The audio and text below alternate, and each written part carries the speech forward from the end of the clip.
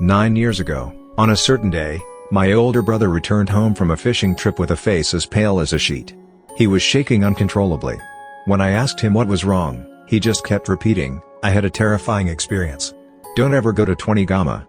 That place is no good, there's something scary there." I gave him some warm tea and listened to what he had to say together with my mother. It turned out that my brother had gone early that morning to fish in Aria Bay, a spot he visits regularly this time of year. We refer to that spot as 20 Gamma. This Gamma is a place where, long ago, refugees of the Haika clan reclaimed land for salt production in order to survive. In this region, there are numerous places with names ending in Gamma. Aria is a long, narrow coastal inlet formed by the partial submergence of a river valley, typically with a jagged coastline. Enclosed by broadleaf evergreen forest, the surface of the bay is so calm it looks like a mirror, almost like a lake. Among the many tiny inlets winding through this Ria coastline, there is a particularly small one that our family visited again and again. We called it 20 Gamma.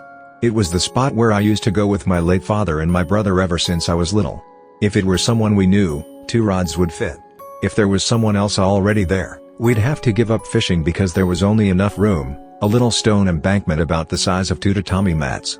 To reach it, you had to leave the narrow, winding road above and descend about 30 meters of a trail used by wild animals.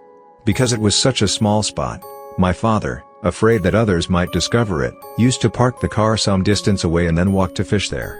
Even after about 10 years, we were the only ones still going. Yet my father, worried about someone finding it, insisted we keep parking far away.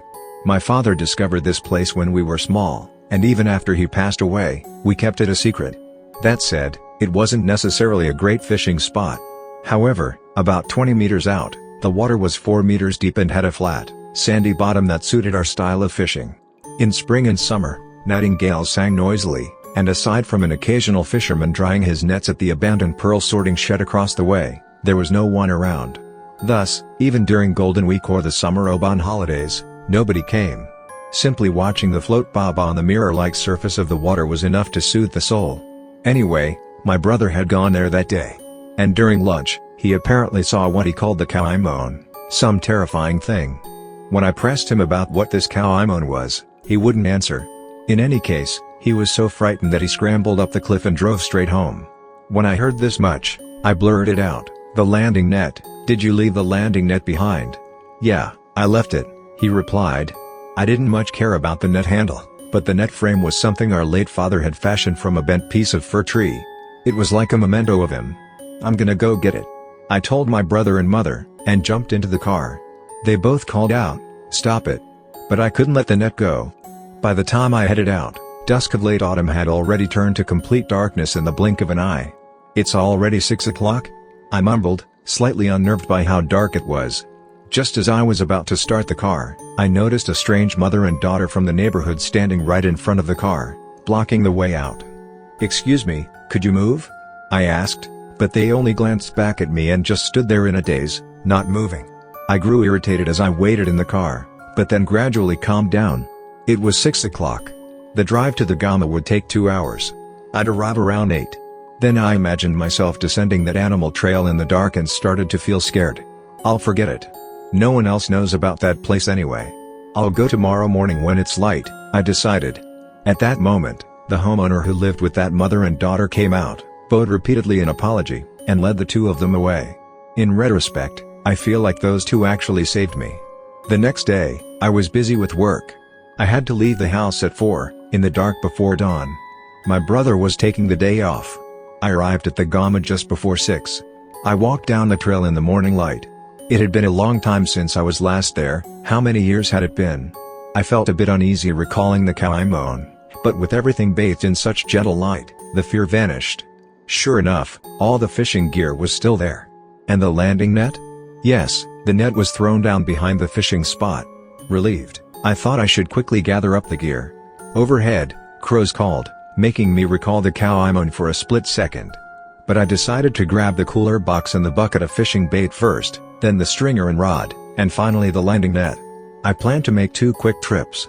I tried to pick up the cooler, but it was too heavy to lift. What was inside? I opened it and was hit by a horrendous stench. It was full of what seemed to be sardine mince, floating in a sludgy mess. It smelled like rotting fish scraps that had been left for days. assaulting my eyes and nose. What on earth is my brother doing? My anger at him overwhelmed me. But then I questioned myself, did he really do this? Why sardine mince? And why is it rotten? Still, staying angry at my brother was easier to deal with than facing a deeper fear. I must have subconsciously clung to that anger. What now? Do I just give up on the cooler? Right, I'll give up the cooler. At least I want to save the reel and the net frame. Actually, just the net frame is fine. So I grabbed the net frame, intending to retreat. At that moment, I saw a hanging corpse on the tree behind me. It was a middle-aged man in a beige jacket, his back turned to me. His feet were on the ground. He was definitely dead because his neck was stretched to an unnatural length. I hadn't noticed him before when I first came down, probably because I was focused on the net, and the tree trunk hit him. Oddly enough, seeing the body made me feel a little relieved. So that's what my brother saw, the cow I moan. It's just a suicide victim. He must have been fishing all morning and only noticed it around lunchtime. No wonder he freaked out. Thinking that, I couldn't tear my eyes away from the body. I started feeling both calm and burdened at the same time. This is a busy time of year. Now I'll have to take the day off, call the police, get questioned, and God knows when they'll let me go. Maybe I should just pretend I didn't see anything. But if someone saw my car, that could be a problem. This is troublesome, but I have no choice. I felt uneasy about turning my back on the corpse, so I held the net and backed my way up the path. There's a local police box, Coban, nearby, I recalled. About a minute by car from there was a small settlement with a police box. However, the officer wasn't there. A note on a clipboard said anyone with business should leave a message and listed a phone number for emergencies. Man, what a pain, I thought. When I stepped outside, I made eye contact with an elderly man tending his garden across the street. "Want you need?" "The officer's almost never here," the old man said. "I just found a dead person. A hanging victim. Right by the steps where the pump is." The old man said he'd go and check, then pedaled off on his bicycle toward the Gama. I was told to call the police, so I did. After a while, 2 police officers arrived. I explained everything and led them to the spot. But the body wasn't there. Wait, this is where it was. This is strange. The 2 officers looked at me skeptically. They think I'm lying, I realized. But I really did see it. What a mess I've gotten myself into, I was thinking. Just then, the old man came back. We tried to explain, it was here. But it's gone, right? In the middle of all this, the old man interrupted, I saw it too, a hanging corpse, right here. According to him, it was definitely there. A beige jacket, black pants, feet on the ground. He confirmed it, then headed back to the police box by bicycle. On the way, he passed the patrol car. Then he turned around and came back. But the body had vanished. We 4, me, the old man, and the 2 officers, each had different roles in the situation, but we shared one thing: the inconvenience of being caught up in something so bizarre. The police couldn't ignore 2 witnesses claiming to have seen a body. Yet no matter where we looked, there was no sign of it. I just wanted it all to end. But if I changed my story now, I'd look suspicious. The old man, having spoken up, couldn't back down either. In the end, those 2 officers and several reinforcements searched the surrounding area. I couldn't fathom what was going on, but I sure didn't want to be stuck there any longer. Ultimately, they concluded it had been a mistaken sighting, leaving everything ambiguous, and released me just before noon. The old man, as it turned out, was quite persistent, repeating that he was certain of what he saw, even mentioning he was the local residents association leader. That actually kept the police from forcing him to retract his statement. As for me, I started to doubt whether I had really seen the body. All I felt was a lingering chill. Anyway, once the police left, the old man and I were standing there. "We definitely saw something, right, young man?" "Yeah," was about the extent of our exchange, and the old man headed home. Then I realized I'd made a big mistake. I'd had plenty of time to gather up the fishing equipment while the officers were there, but being so spooked, I'd stayed up on the road the whole time. I should have collected it then. Now, I had to go back to that spot alone, which was the last thing I wanted. But I also couldn't leave the gear behind. It was already midday. The sun was high overhead. I heard the noon siren. Forget the cooler, it was a lost cause. At least let me get the rod and reel.